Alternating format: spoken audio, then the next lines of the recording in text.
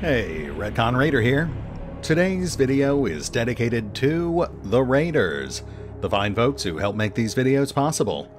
With special thanks to Revenant, a nerd in war paint, Antonio Hernandez, Ice Storm Shadow, Nathan Welch Jr., and Valenrook. Thanks for your support, guys.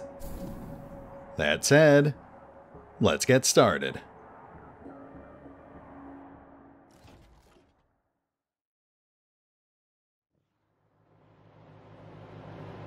And welcome back to Wasteland 3, as we make one last foray out into the frozen wastes. At this point, I think all we've got left is the Eastern Plains, and beyond that, Yuma County. So today, we are going to focus on finishing things up on the world map, and then next time we will set foot in Yuma County. I will note, however, we of course do have at least 2 expansions coming up in the future, and I've discussed it with the Raiders, and while it was not unanimous, the general consensus seems to be that we're going to wrap this campaign up, but we're going to set up a hard save right before we're done, and then when those expansions drop in the future, we will just retroactively insert them into this campaign continuity. Aside from that, I will note that I've made some tweaks to our loadout here. I've given Bonkers combat shooting, in large part because he was basically the only character on our roster who has maxed out all his skills and had points to spare. So for better or worse, he has become Death, Destroyer of Worlds. I've also slapped that new Pulsar energy shotgun we found on Ian, and I'm not sure we'll get much use out of it, but I figure some new options on the battlefield certainly couldn't hurt. Let's get back to it.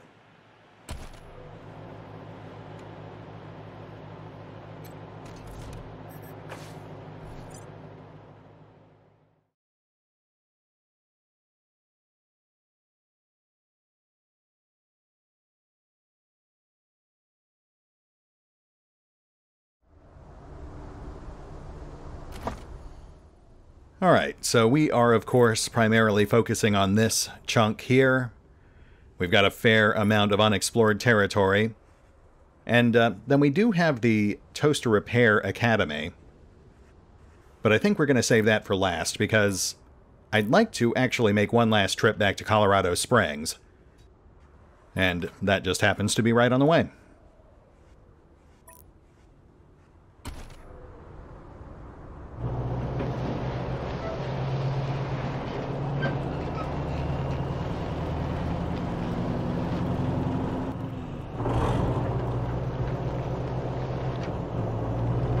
Come in, Team November. I'm getting erratic high-frequency bursts near your location. You may want to check it out. Cautiously, of course.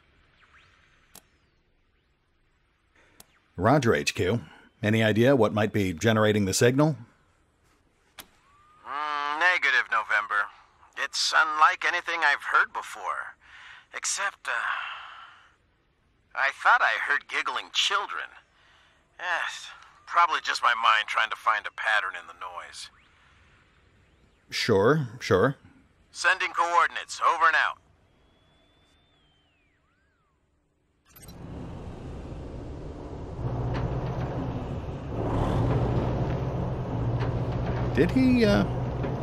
Did he actually send us coordinates?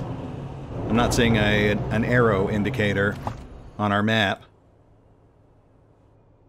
He did not. Marcelo is not very good at his job.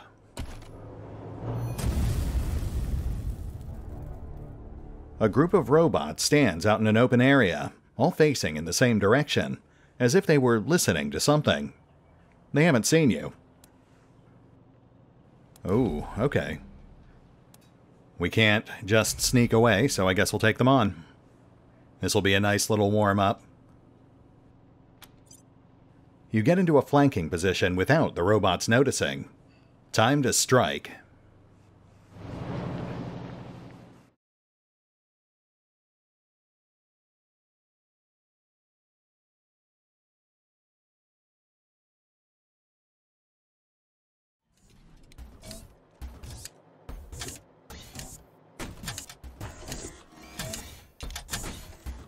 Oh, that's not so bad. Honestly, I don't even think we'll need a music track for this one. This should be over in less than a single round.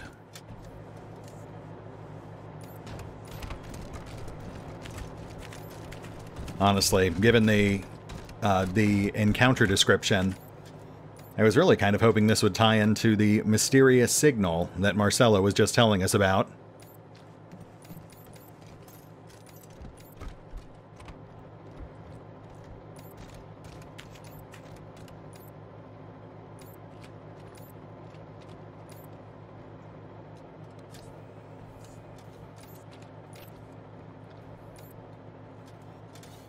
Okay. Morningstar?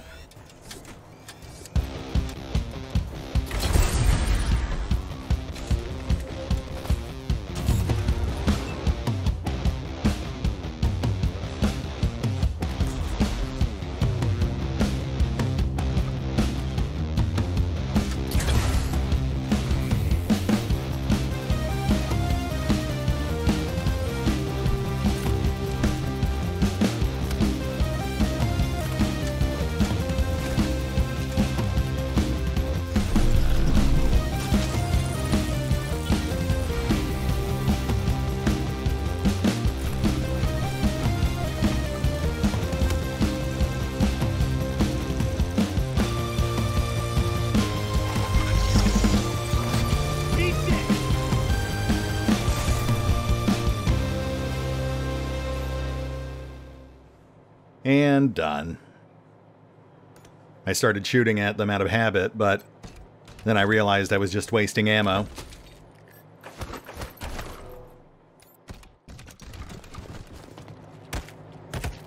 Oh, whoa, whoa, whoa, whoa.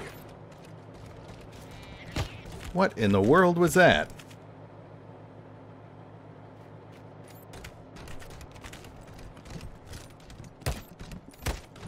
Oh, right, when Pazeppi controls a robot, she has that pesky perk that causes them to radiate an indiscriminate aura of electricity. Quite possibly one of the worst perks on the list. I would not have taken that if left to my own devices. I suppose I could try respecking her, but I'm not actually sure how that interacts with things like skill books and the bonus story perks. I'll add that to my notes. Try it out before we hit Yuma.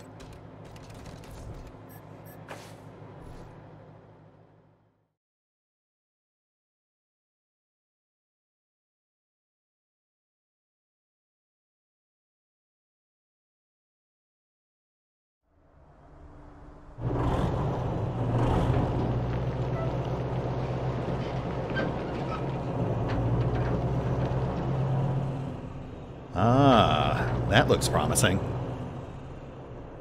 Abandoned oil well. An ancient town reclaimed by a foggy forest, which hides the houses that it destroyed.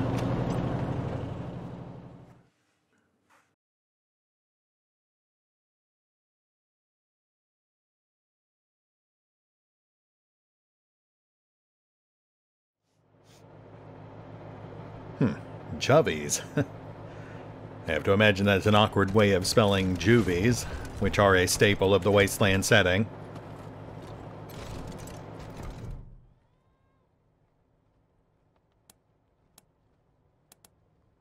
Interesting. Why are you kids wearing gas masks? The air is perfectly safe here. Okay.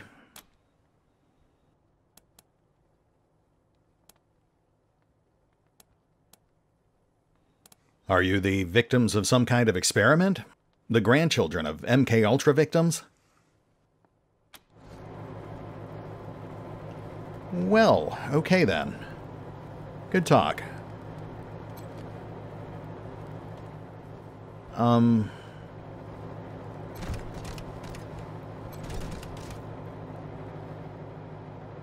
Okay, well, don't mind us. We're going to touch all of your things and take whatever we want, I guess.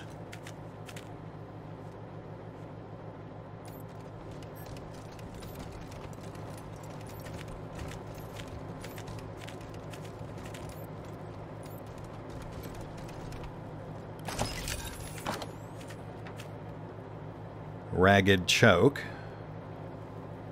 Maximum cone width at the cost of range. Definitely not worth the trade-off.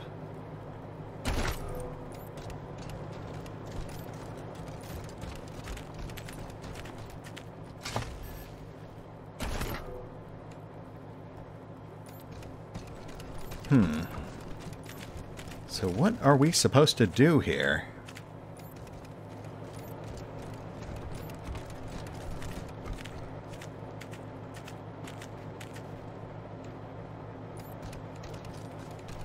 Let's see if we can take that thing out. Maybe it's mind controlling them.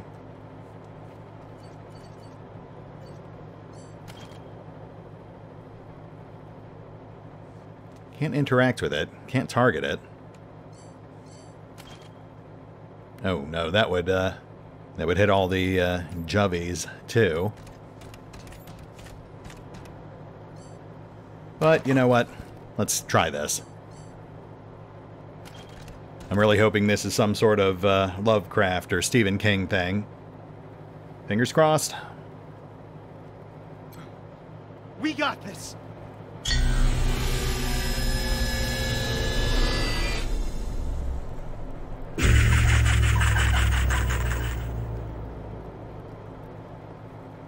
Oh, thank goodness. They were ethereal phantom children. I knew it. I knew it. Broken gas mask. A gas mask with a filter and an eyepiece missing. It smells like body odor, and the color blue. What is this a reference to? The Color Out of Space?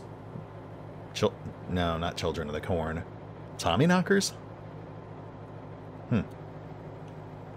Purist Patty. Sweet little fluff should be protected. Nasty mutants should be bisected. Plus 5% damage versus mutants. Well, that's a definite point in the monster children column.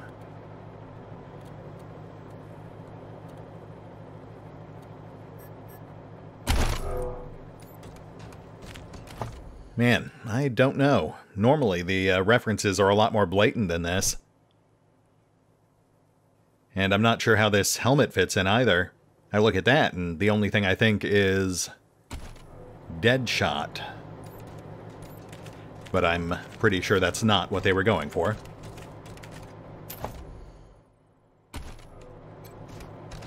Well, we will take our prizes and be on our way. The important thing is that we did not set a bunch of children on fire. Always something to strive for.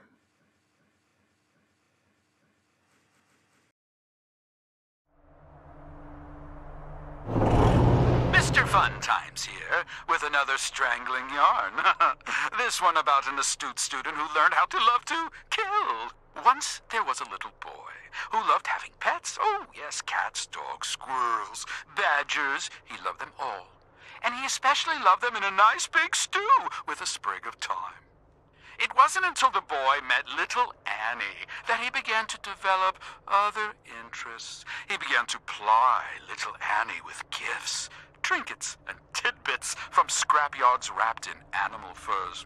Soon, little Annie came to love the boy and agreed to see him away from the adults. Thus, that little boy had finally lured his first human victim into his snare, his first trophy for his box of many knives. Well, I hated that. Though it is interesting to see that they included Mr. Funtimes, even if it is just as a glorified radio host. He was actually one of the very first NPCs they teased us with back when the game was on Kickstarter.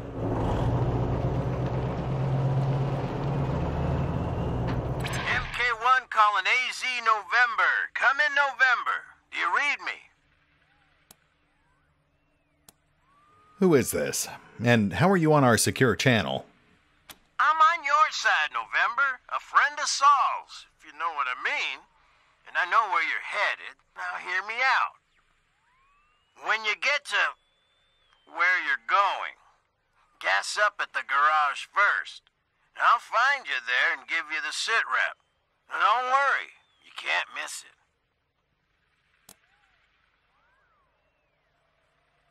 How can we trust you? I'll provide my bona fides when we meet. MK1 out.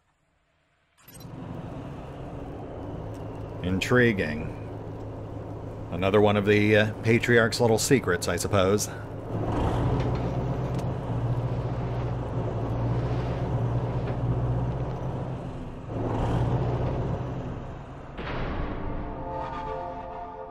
The untrained eye might mistake this for a natural arrangement of bushes, but it screams survivalist camouflage to you. Sure enough, there's a small shed behind it. It's locked with a trivial padlock. Let's have a closer look at that, shall we? Old scratched up door, but a new lock. Something's not right. Better be careful.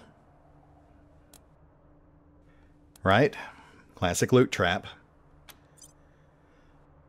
Yep, wired to blow. You knew it looked suspicious. Making use of your knowledge of explosives, you disarm the booby trap and open the shed. You're taken aback by the Desert Ranger's star on the crates. As you loot them, you see Takayuki was here, scrawled on one wall.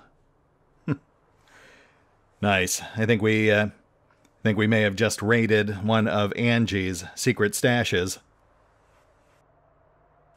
I'm sure she won't mind. Let's have a look at this thing. Nuka Zuka. Someone made a portable nuclear launcher. It's up to you to decide if firing such a thing is a good idea. Well, that is a very good point. Though I suppose it does at least explain what all these tactical nukes we kept finding are for. And you know what? It is about time for us to retire this stinger. Nothing barely dents anything we run into now. Let's just try to avoid using this thing unless we really have to.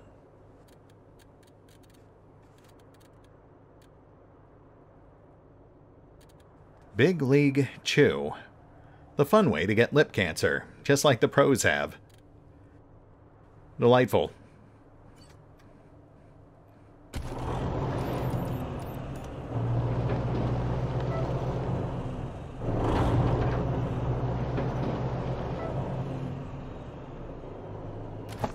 Oh, you know what? That is one thing I should also note. Aside from the upcoming expansion, apparently the developers, InXile, are also planning to implement some pretty substantial free update content. In this case, we've got a whole full-fledged crafting system to look forward to. Apparently it will finally give several of the junk items an actual use. The player will be able to discover recipes throughout the game in specific set locations, as well as purchase them from merchants, and in some cases, become inspired to create new recipes based on unique pieces of junk that the player discovers as they travel across the wastes. Sounds pretty fun. Sadly, it also does sound like something that you'd have to start a whole new campaign to fully explore. They warned that merchant inventories, looted containers will not repopulate, and items you've already picked up will not trigger the special recipes and such. So, we're kind of out of luck as far as this campaign goes. But I might try to set us up for it before we head into Steeltown. We'll see.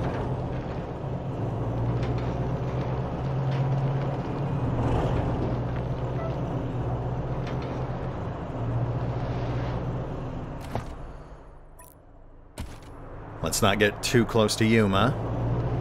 Don't want to accidentally trigger anything.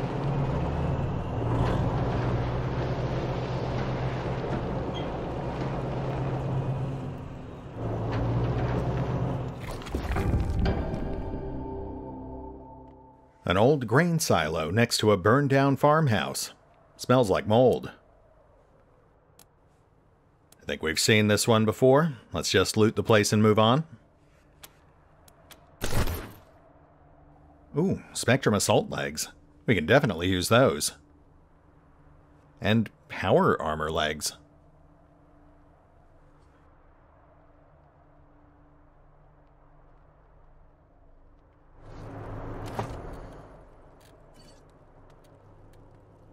Yeah, Spectrum Assault pants are the top-tier mobility leggings. I'll get those on someone once we get back to Colorado Springs. As for the power armor legs, those are actually somewhat less impressive. Decent armor score, but the 8 strength requirement means no one in the party can actually use them, except for Red. And he's already got something better.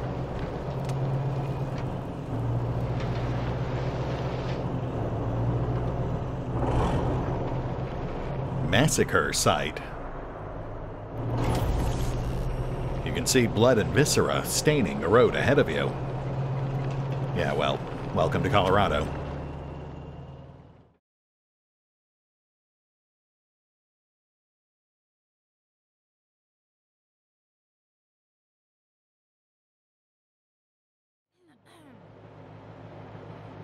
Oh my. Looks like we've got Godfishers, Scar Collectors, and Payasos. All the Eastern Plains gangs.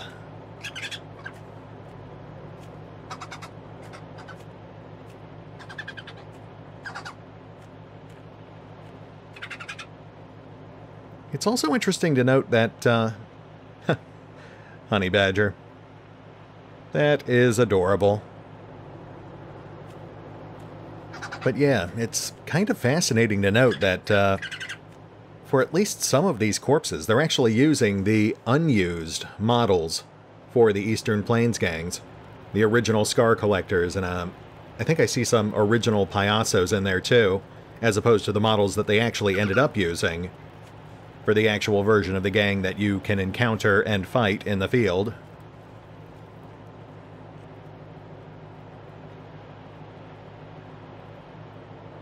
I'm not even sure what some of these guys are. Breathers, maybe? Well, let's see what we've got here. Scar Collector, Payaso, Godfisher. Something tore all of them from nape to navel. But what could have done this?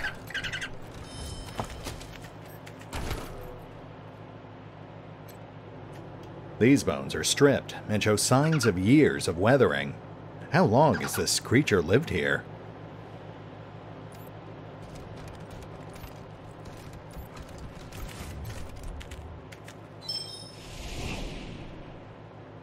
Okay, yeah, so that is the top-tier animal companion. Sadly, while we could theoretically tame it, in order to do that, we would have to cut loose all of Longway's current companions, which I don't see happening.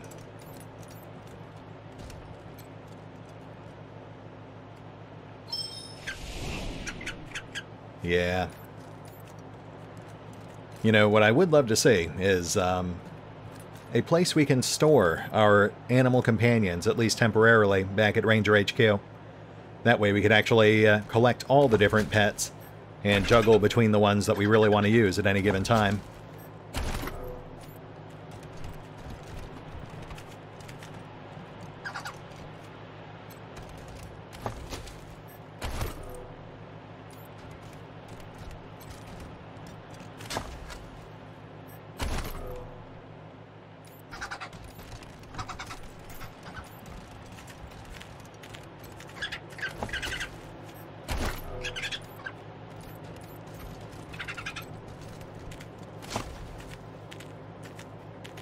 PDW-01.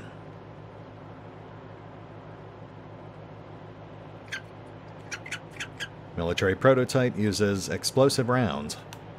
Nice.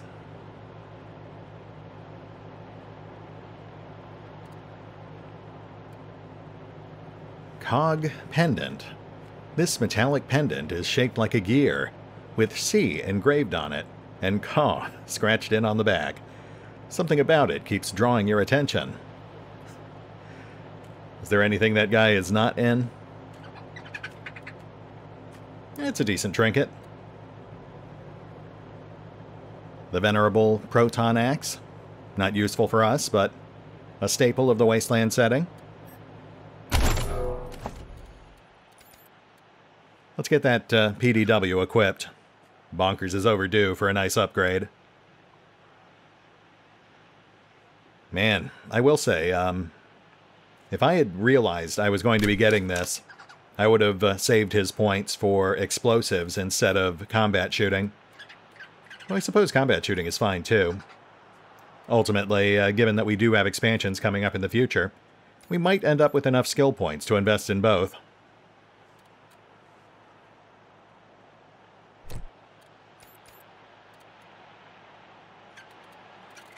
Alright, let's see if there's anything else worth grabbing here.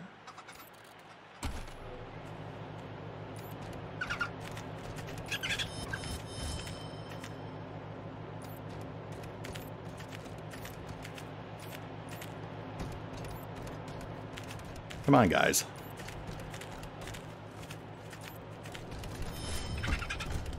There we go.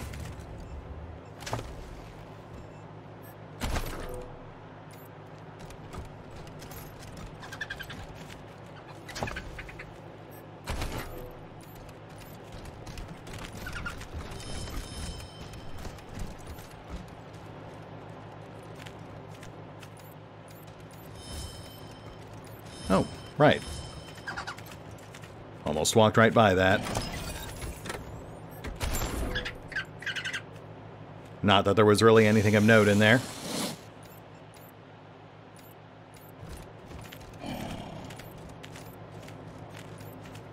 Well, Honey Badger, it has been a pleasure. Enjoy your meal, and we will be on our way.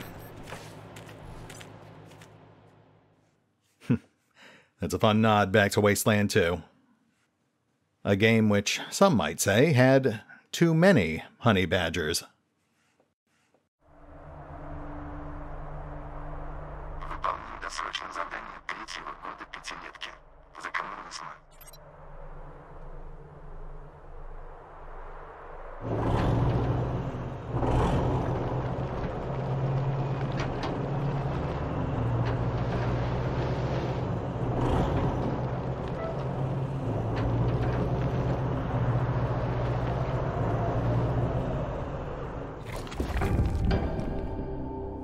An overhanging rock surrounded by dense brush provides some shelter from the weather and prying eyes.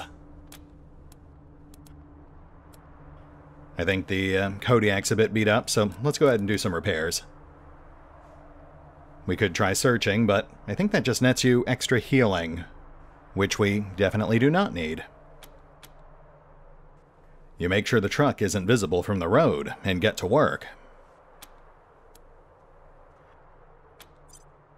By the time you're ready to leave, the Kodiak is about as good as it can be without taking it back to the garage. Nice.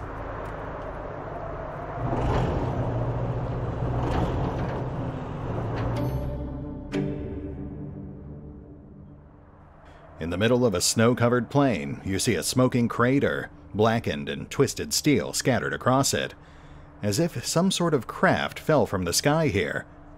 And in the center, a miraculously intact, hard plastic case.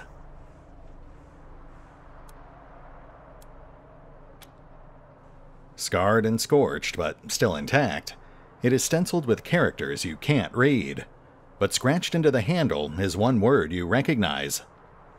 Phoenix. Spelled with an F.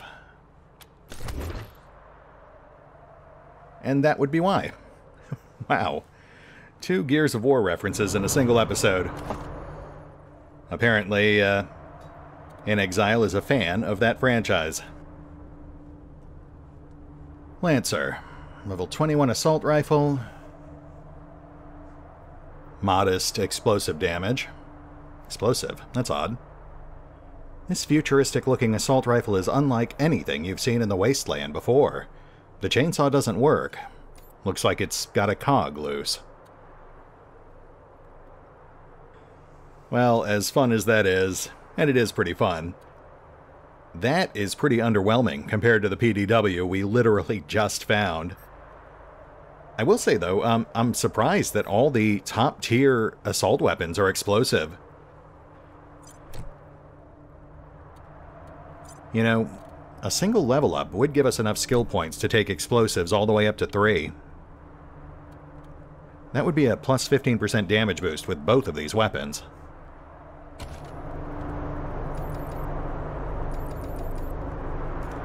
Okay, so what do we have left? I think it's just this little chunk in the middle here.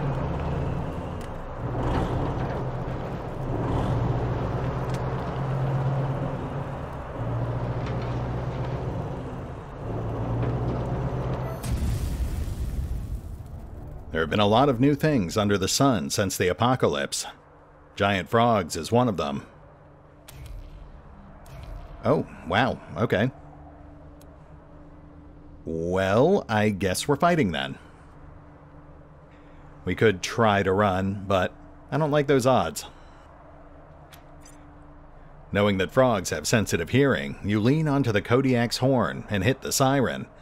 The frogs cower and edge back, giving you a chance to attack first.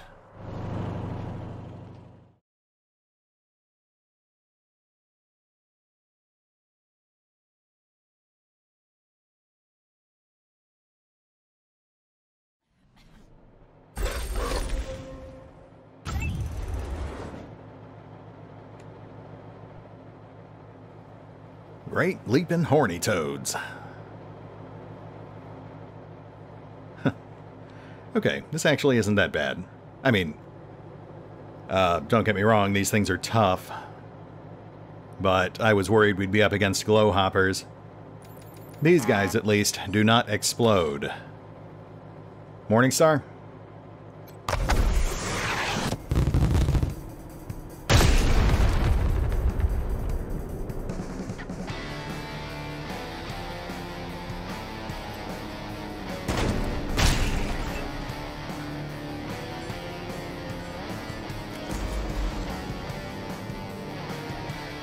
Let's trim the right flank first.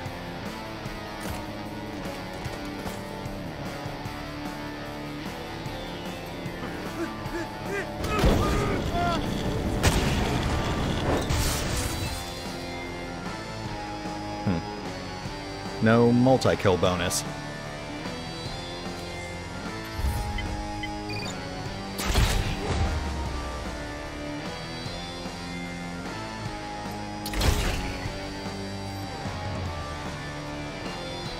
Oh boy, we might actually be in some trouble here.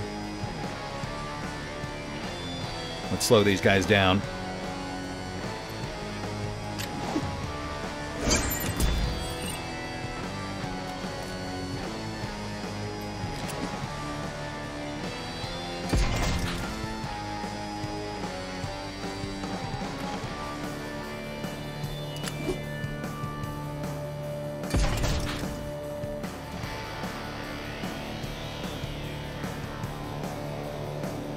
Now let's trim the left.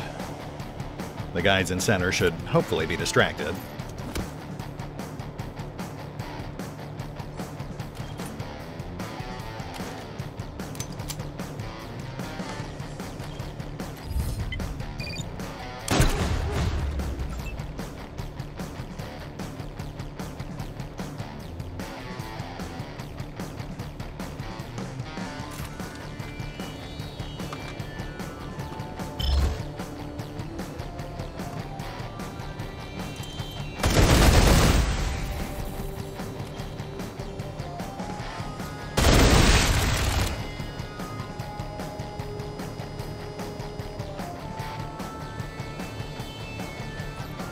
No. Let's have Lucia drop that one.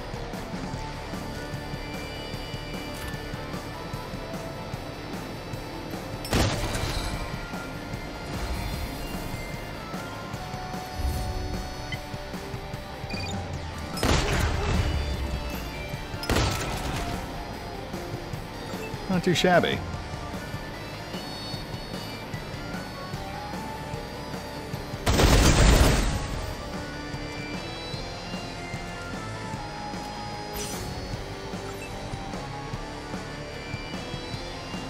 Let's keep our distance from those guys in center.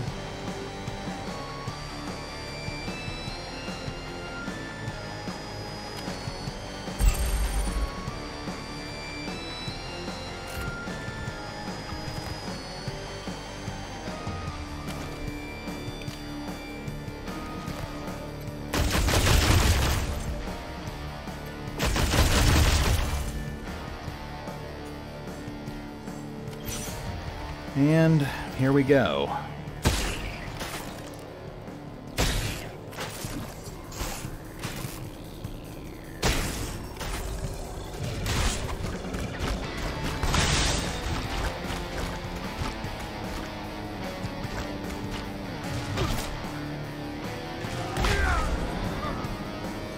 Hey, he actually took 2 hits.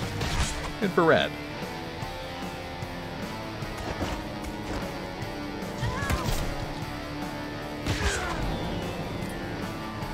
Yeah, that seems about right.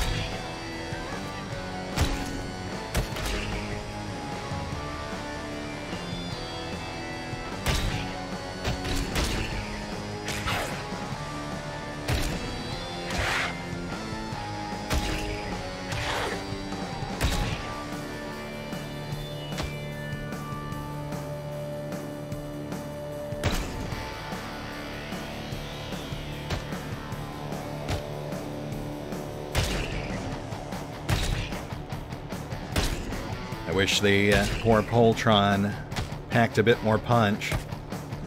You don't get that guy until the very final act of the game. You'd think they would have made him a bit more powerful. Let me at him.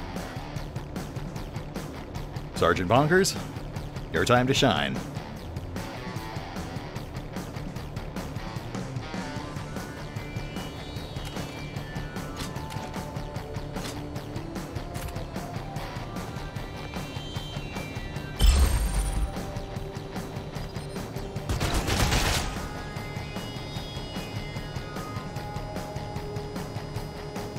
Stick with me for the aisle. Nice.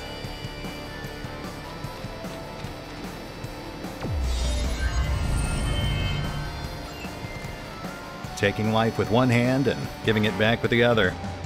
All with a smile on his face.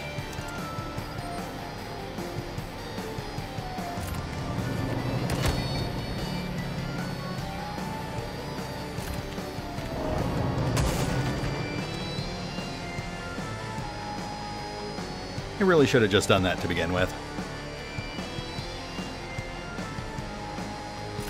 Squish.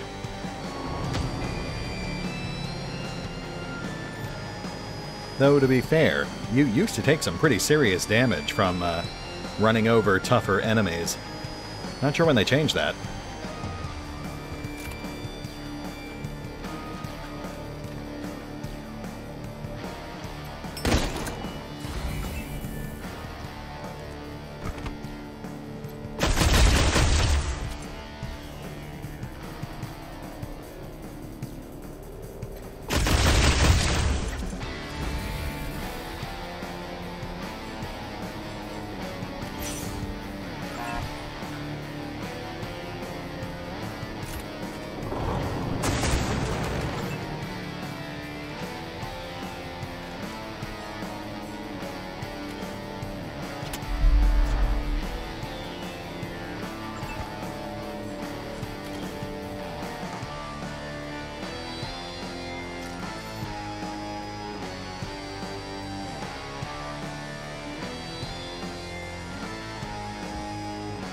Just hang back for a second, long way. It's almost over.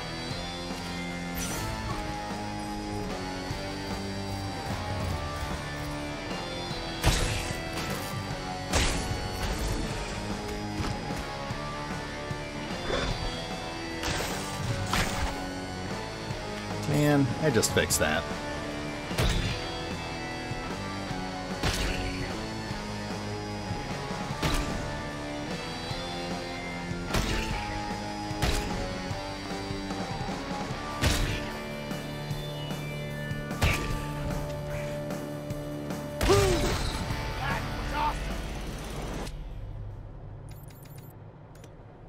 Oh, boy.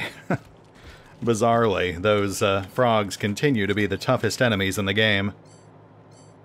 Though it is nice to get an actual fight every once in a while. As fun as it is to steamroll every opponent on turn 1. You know, you want some pushback every once in a while. Gun bunny. Just let me get by you there real quick.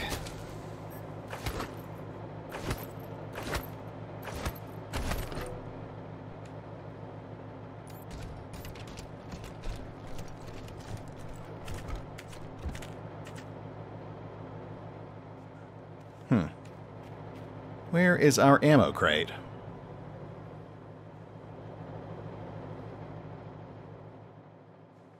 There it be.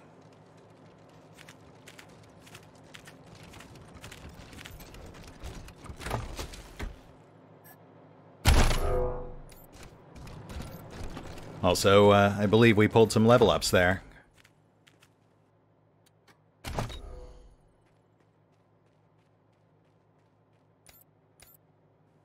Oh, yeah, look at that.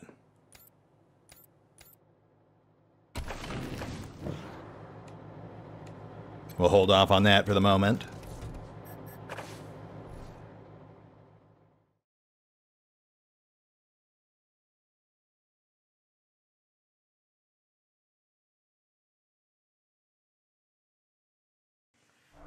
Okay. Just this little bit left here, and then it's due west to the Academy.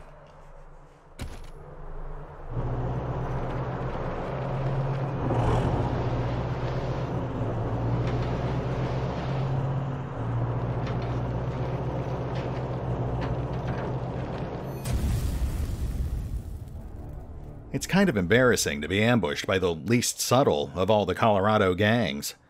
But here you are. Ooh, Survival 8. I think that's the highest rating we've seen yet.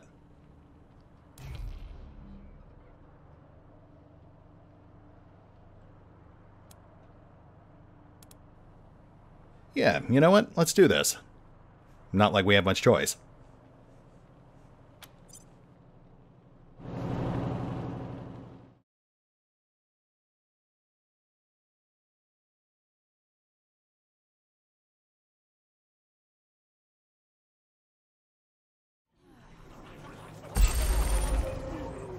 We're in it now. Oh, come on. That's nothing. I thought they'd bring out the big guns for this. Neon threshers and giant mechanized worms. Oh well. Morningstar.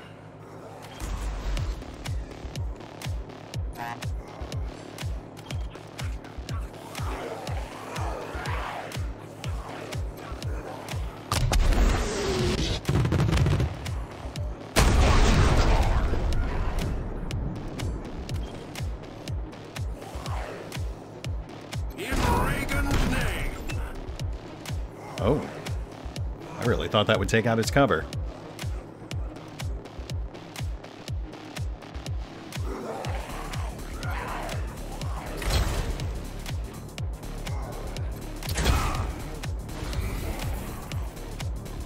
Let's deal with those guys on the left before we get too carried away here.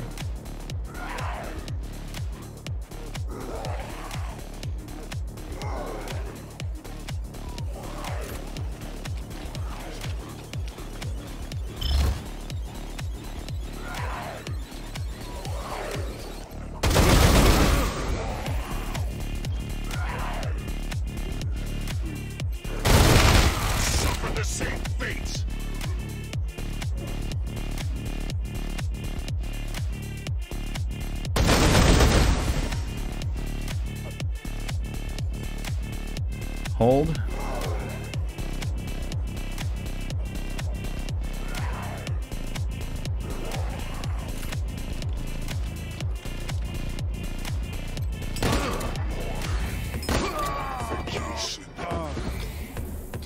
Thank you, Lucia.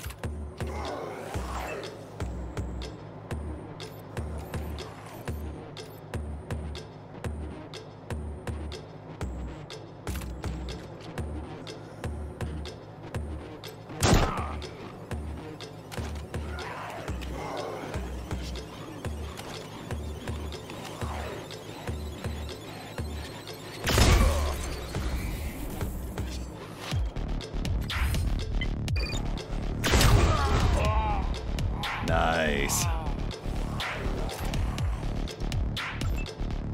And back to the guys on the left.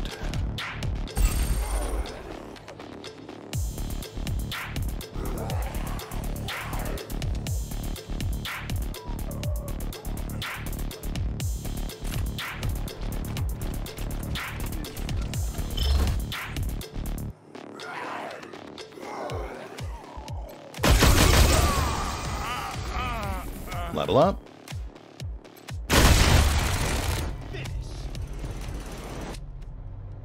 Lovely.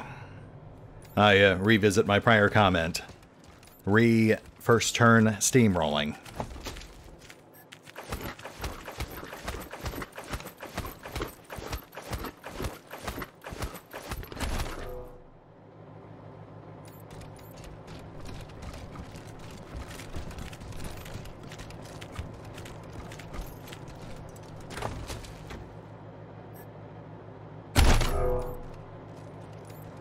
Moving on.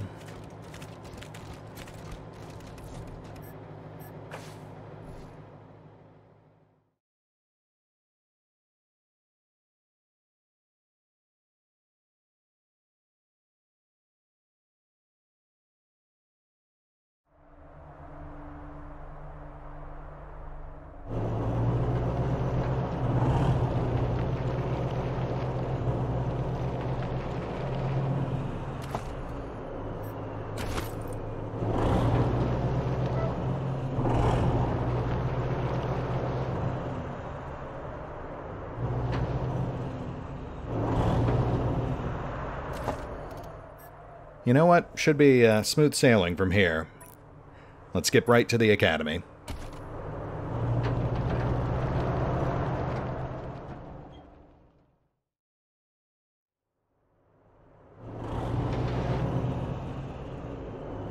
Toaster Repair Academy. The shining bastion of the ancient art of toaster repair.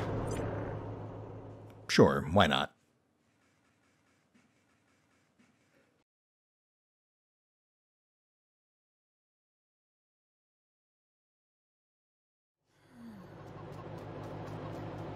I like the 50-cent garage sale sign hanging from the historic cathedral.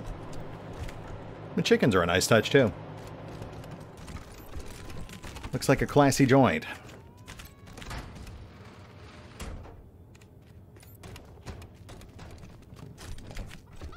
Ooh, swanky. Okay, maybe there is something to this place.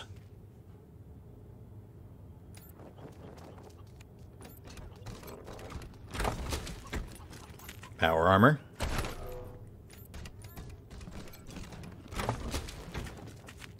Tesla arc projector. Unleashes bolts of lightning that fry anything standing in range. You do not want to cross these streams. Modest energy damage, but in a cone-shaped template. Oh, wow.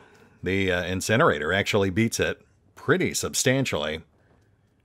Which I guess actually does make sense, because both of them would gain boosts from Rhett's 10 points in weird science. But we also doubled up on fire damage with the assortment of perks and skills we gave him. So yeah, we are actually better off sticking with the non-unique flamethrower. It is nice to see they have options for energy-based big gun users, though.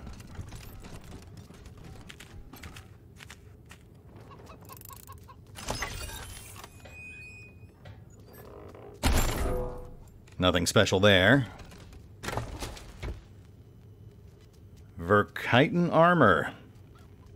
The myth, the legend.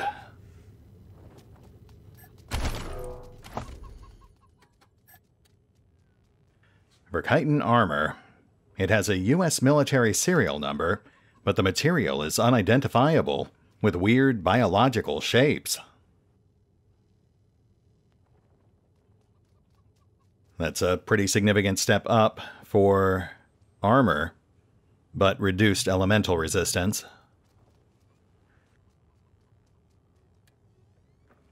Verkiten legs. Under the hip carapace lies an advanced but very earthly military-grade hydrogen power core. Okay, and once again, higher armor, and a slight bump in elemental resistance, which would help offset the loss on the torso. The speed bonus is from a mod. Verkiten helmet. Each eye on the helm houses a different kind of sensor lens, 8 in all. Yeah, and pretty straightforward. Higher armor, and a slight bump on elemental resistance. Oh yeah, and look at that. The resistances on the exoskeleton are also from a mod. And we have a spare.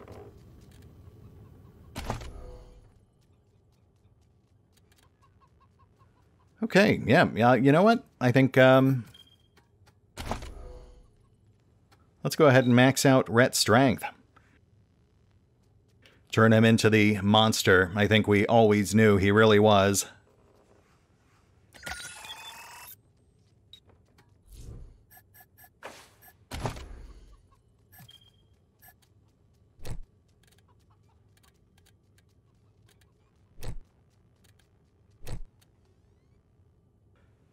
Ah, yes. The Wasteland makes monsters of us all. Some more so than others. I approve. Very metal. Shame to let that exoskeleton go to waste, though.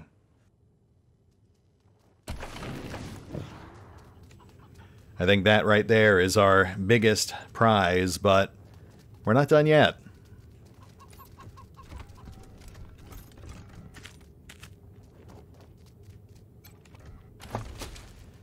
The Distinguished Annals of Toaster Repair, Volume 14. A history text covering the trials and triumphs of toaster repairmen.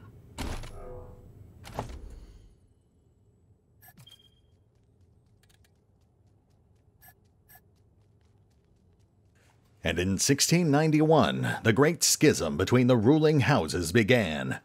For 3 generations, the repair guilds fought a secret war beneath the streets of London, Athens, and Zagreb.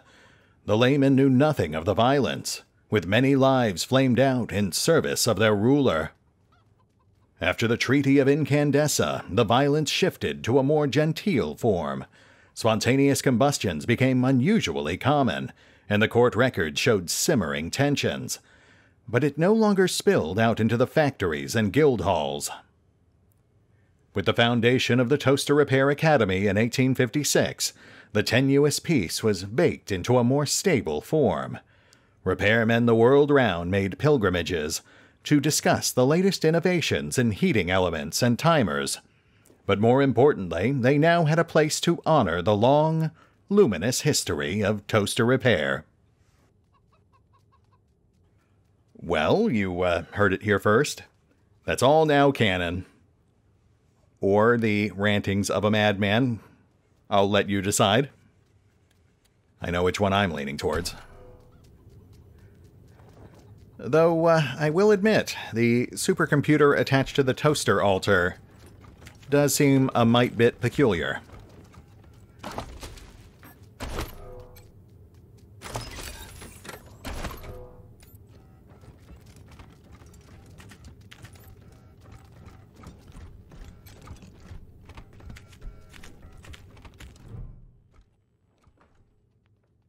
Thin filaments of wire extend from a toaster-shaped niche in the marble altar. The pattern of connectors seem to match the base of the golden toaster you assembled. Dare we proceed? Yes, we must know. It's too late to back out now. Any way you slice it. For a moment, nothing happens. Then a low hum emerges from deep below your feet.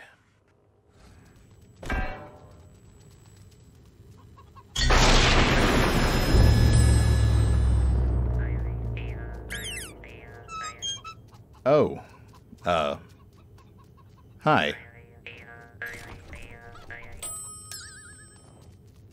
Of course. It all makes sense now. Our entire journey has been building up to this moment.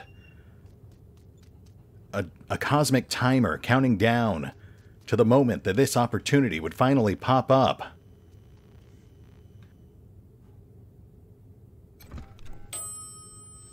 What? Yes, of course you can join us. I, Retcon, the fire-breathing spider in charge of Team November, would be honored to fight by your side. Come, my brave toaster friend. We have a city to save.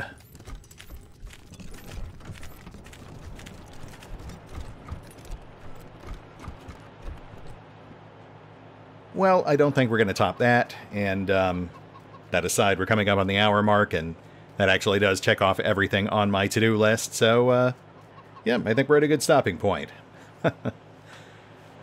Let's hit the pause button for now. I'll swing back to Colorado Springs, take care of some final bookkeeping, and if anything noteworthy happens there, I'll be sure to tag that into the beginning of the next episode. But otherwise, we will pick up here next time as we head to Yuma County in pursuit of life, liberty, and happiness. At least for the ones who aren't dead. See you then.